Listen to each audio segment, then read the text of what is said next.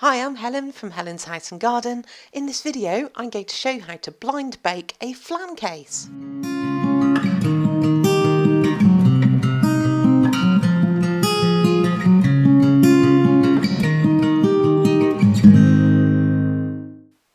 I'm using a Pyrex flan case and I've greased it really well. I've just used a vegetable fat to fully grease the flan case. Make sure you get all around the edges and up the sides as well. Once you've done that, put it to one side.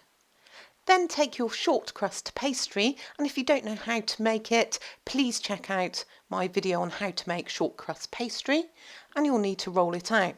I've floured the work surface and then just using a rolling pin, gently press into the middle of the pastry and then turn it and press into the pastry again and just roll very gently. You're turning the pastry 90 degrees each time you roll, and this will help you roll out a round circle of pastry.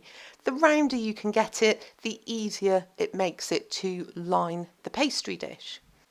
Keep rolling your pastry and turning it 90 degrees until you've rolled out your pastry until it's about 1/8 of an inch thick all over.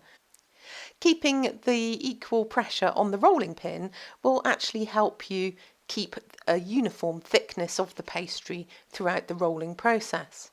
If your rolling pin starts to stick onto the pastry, then just either turn over the pastry or add a little bit of flour onto the top.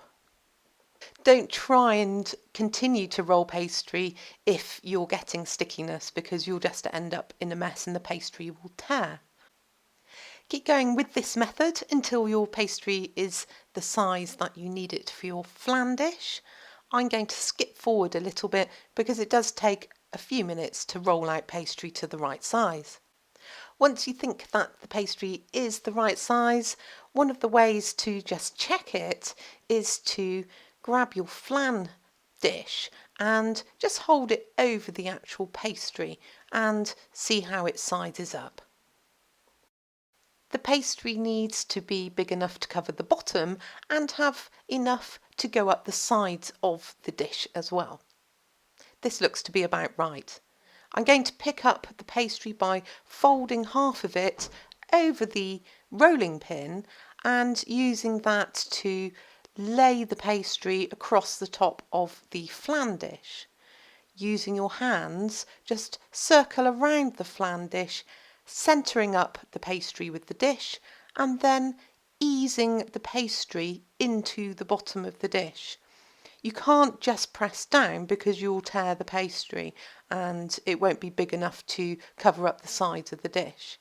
You can see that I'm just using the back of my knuckle and my other hand to gently just form it into the pastry case.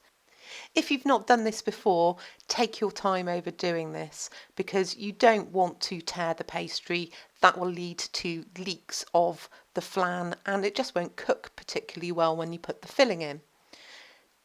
If you do end up with a tear in the pastry, then you've got two options. You can either use a bit of cut-off pastry, and we'll show you that in a second, to bridge the gap, or you can just scrunch the pastry up and re-roll it and try again. Whatever you decide to do, just make sure that there's no tears or holes in the pastry. Gently go around the flan dish, pushing the pastry into the edges of the dish and making sure that it's nice and secure. I generally go around the whole case a couple of times to do this. The first time pushing home reasonably well, and then once the pastry has taken the shape of the dish, going round and securing it again. As you do this, just fold the excess pastry over the top of the lip of the dish and that will get cut off and it will make a really neat pie crust. So carry on going round until you've got everything pressed neatly into the edges of the dish. I'm happy with mine round about there and just firming down the edges of the lip, and the next stage is to cut off and neaten up the edge of the flan case. You will need a sharp non-serrated bladed knife and just pick up the flan, and with the flat of the knife, as you can see here, I'm just gently cutting down and removing any excess pastry. Go around the whole dish with this method until you've cut all the excess pastry away.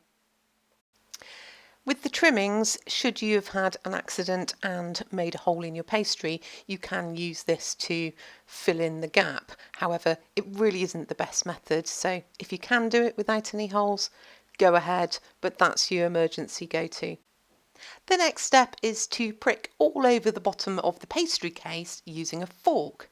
The reason we do this is to ensure that the pastry case bakes evenly all over the bottom, and it also ensures that the pastry case doesn't bubble and lift up.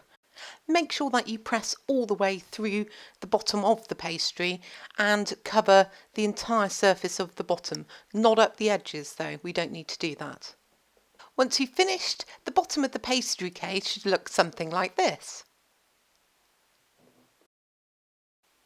Cut a circle of grease-proof paper, I've made one which I've used before, and line your pastry with this sheet of paper. To this we're going to add some baking beans. Now these are just ceramic beans which weigh down the pastry and stop it from bubbling, and they also attract heat, so it also helps to bake the pastry through. Spread them all out evenly across the pastry case. If you're getting value from this video, please hit like, share and subscribe to my channel. It all helps me grow my YouTube channel and helps me make content. Pop this into a preheated oven, 200 degrees Celsius or 180 for fan oven for 15 minutes. Although the video is not sponsored, I have put an affiliate link down below from where you can buy baking beans. If you don't have baking beans available, you can use rice or something like pulses, so split peas or lentils. You just need to fill up the inside of the baking case with enough to weigh it down so the pastry doesn't lift. Once you've used them to blind bake, you won't be able to cook the pulses or the rice, so just put them into a jar and label it for future use. I used rice for years, but I have to say that the baking beans are easier to lift out of the case once you've done the first stage of the blind bake. After 15 minutes, remove the pastry from the oven using oven gloves because it's going to be really hot, and remove the baking beans. You may want to continue to use heat-proof gloves at this point because the baking beans themselves, being ceramic, are really hot. I'm just very carefully lifting them up with the grease-proof paper and then popping them into a heat-proof bowl on the side. You'll notice I've dropped a couple of the baking beans out of the paper, so using a spoon because they are hot, just lifting those out. Now you can see that the pastry bottom is still quite raw, so we're going to pop the pastry case back in the oven for the final part of the blind bake, which is another 5 minutes or until you're happy with the colour of the actual pastry. And here's the final result, one blind baked flan case, all ready for you to fill with whatever you like to do. I'm going to make this into a quiche and I'll be uploading that video very soon. Please check out all my other videos, and if you like what I'm doing, please smash that like button, ring the bell for notifications and subscribe to my channel. It really helps me to make my channel grow and produce more videos. So for now, I shall be seeing you.